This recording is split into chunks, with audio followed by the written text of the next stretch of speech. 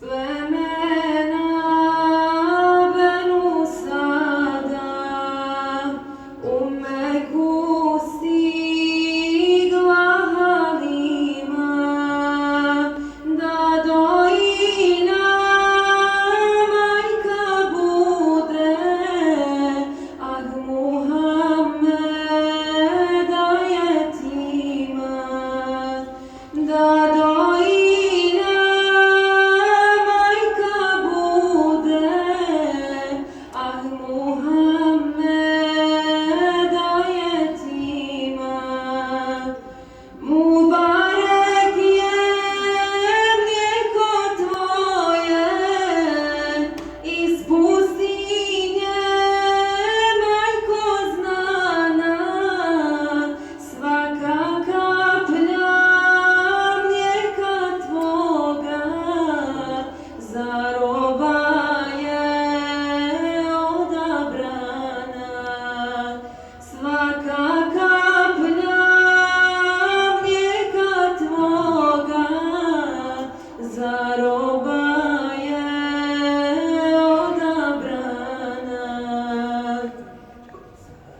Čim ga uze u naručje i bereket dođe s njime u pustinju sretna ode sa Ahmedom Amininim.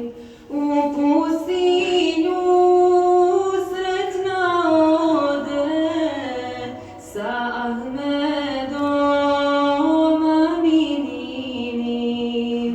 Mubarek je mlijeko tvoje iz pustinje, majko znana, svaka kaplja mlijeka tvoga za roba je odabrana.